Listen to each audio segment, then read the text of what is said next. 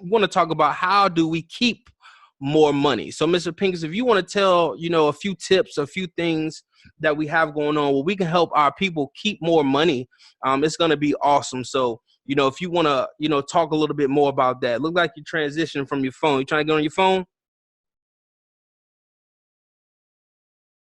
Yes, sir. I had a little choppy with my internet, but I'm good to go.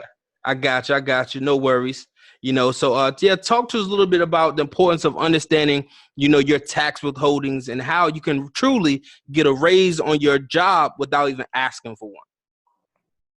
Yeah, it's interesting because we found that most Americans, middle class Americans especially, pay more taxes, overpay in taxes. And so, if you look at, we break down the cash flow quadrant a lot, but the biggest expense that we have as employees is taxes.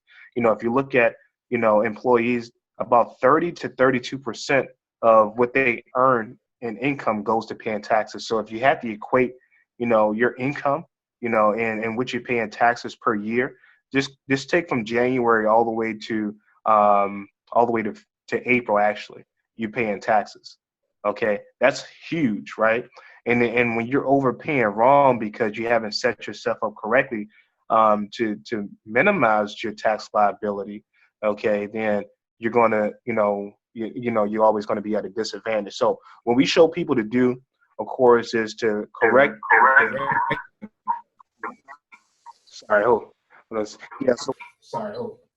Yeah, so what we show people to do is to correct their tax liability.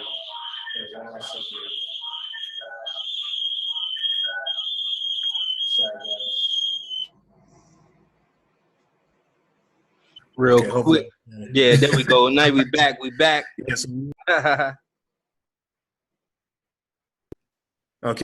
So what we show people to do, sorry about that, is to correct their taxes so they can be really set up on the right strategy so they can, really have more income to put towards whether it's paying off debt, okay, or now investing, right? Because if you're not paying off debt, or if you're not investing, then you're going to be stuck in this vicious cycle of just making enough money to pay your bills. And then you look up 20, 30 years and you never, you never gotten a hit. Gotcha. Absolutely. And that's just a simple, start of where we like to go. And I want to ask a question, right? Do you feel at this point in time, you're at a crossroad in life and that you're meant for something more? How many people who are listening to this podcast right now or viewing this podcast live is actually questioning themselves like, I'm meant for more. I am meant to do more than just work, pay bills, and die. I'm meant for more than that. I need to find my purpose in life. And that's what the Win 2019 Solutions is here to do. Because what we've been conditioned to do, guys, is the wrong thing. We've been conditioned to go to school, get good grades, graduate, and then get a job. As we said, this is to me, one of the biggest scams in the world now that I look back at it, but I didn't know any better at one time because that was my conditioning. I was brought up that way for 20 plus years at that time, going into college. I was 19, going to college, and all my life I've go to school, get good grades, go to college, then find a high paying job. Not to realize though, I needed that high paying job because I had to pay back so much in debt. Right? It's almost like it wasn't fair, it was a setup to me. So I want to help people, really see outside of that, right? And that's why we're going to talk about the cash flow quadrant. I'm going to talk about how we can get on the right side of money, okay? As we talked about before, we already know we've been conditioned to be an employee, right? The public school system was created, in my opinion, to create obedient workers, right? Not to create millionaires or billionaires or owners. No, to create obedient employees. Why so many similarities? For example, you go to school at a certain time. You take your breaks at a certain time. You go to recess at a certain time. You go to lunch at a certain time, and you go home, right? And everything is signaled by either a bell, right? And you must be respectful and always obedient to teachers, right? even when things to you may not make sense, you aren't supposed to question your teachers, right? You know, and at some point, a lot of millionaires will tell you they flunked out of school. Why? Because they had questions that the teachers couldn't answer for them. Okay. So let's talk about those who say, you know what? Instead of me having a job, I want to actually go out and create my own income and be self-employed. So now I own my own business. The only issue with that is that there's still no leverage, right? Because as an employee, if you don't work, you don't get paid. If you're self-employed, if you don't see a client, guess what? You don't get paid.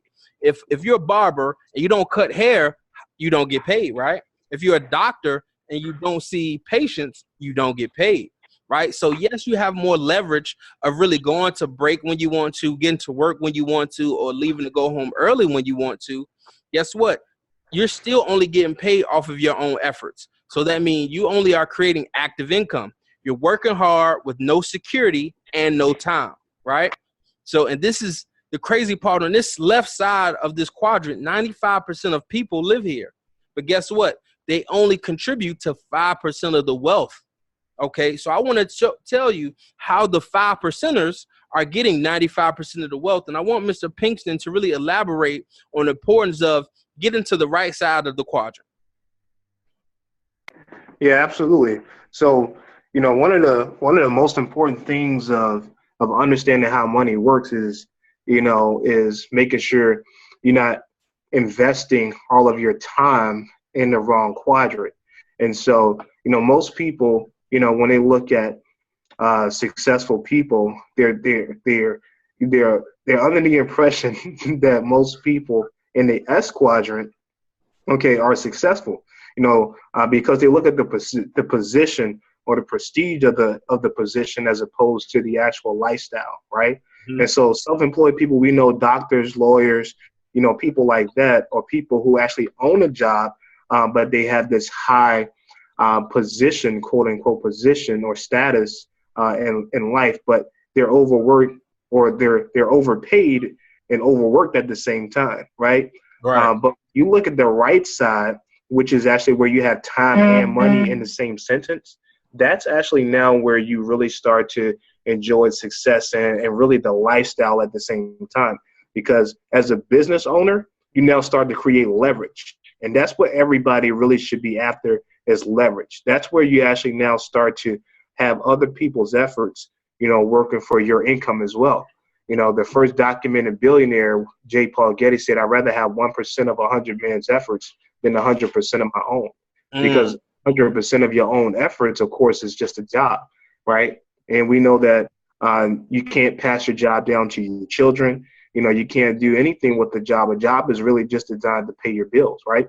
Right. And so the ultimate goal really is to now not only create leverage, but to now have your money working for you, which is that I quadrant. Right. And only 1% of the economy, 1% of the population actually make it to that quadrant. You know, now, one thing we could say about the I quadrant, most people say, well, you know what, I do invest. You know, I have a 401k. Well, that's passive investing.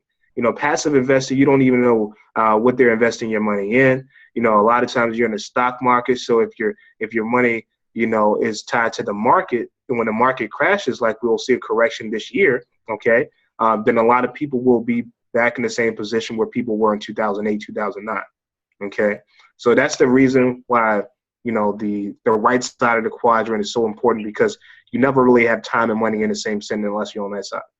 Gotcha. And I think that's powerful, you know, really understanding more about the investment quadrant. And we're going to show a little bit of business ownership and investor quadrant, you know, in this presentation that we're going to go through. Okay. So first thing I want you, let me move this to the side because I want everybody to see exactly what this says. But we use money every day, but was never taught how to invest or trade, a skill that will teach you how to use your active income to make passive income. And basically what I mean by that is the money that you're making on your job. See, what I feel like a lot of people do is, because quote unquote, we work so hard, I deserve to buy the Jordans, right? I deserve to go out to eat every weekend and give myself a steak meal, you know, or I deserve to buy a new car, you know, or another, I like to say liability, right? And what we should be doing is saving to invest, right? we should be giving our tithes, right? 10%. Some people do this differently, right? Some people do give it to the church. Others give it based on, what is it? Other types of, ways, volunteer work. It could be, donations or anything like that. But what I think it is important that I want to briefly talk about too is inflation versus deflation, right? And how the government has been taxing us blindly and we don't have any clue about it, right? Some people do understand the value of the dollar is going down, but don't connect it to inflation, okay? As you can see in 1930, guys, the $20 at this point was backed by gold, then, could buy you a cart full of groceries. But as you can see over time, the amount of groceries you can purchase with the same $20 is decreasing. Okay, so let's start talking about deflation, how you can save to invest and invest in something that is going to increase in value. As you guys can see, Bitcoin in 2009, I believe, don't quote me on this, was maybe around the 10 cents mark. In 2019, it's almost at $4,000, right? So you guys can see that's a 10-year challenge for you right there, going from 10 cents to be worth over $4,000 per coin, right? This is why we want to talk about why investing in gold is so important, because gold 10 years ago, I believe, was about $200 per ounce, right? Now it's about $1,200 per ounce, right? So you want to invest in things that are going to grow over time. So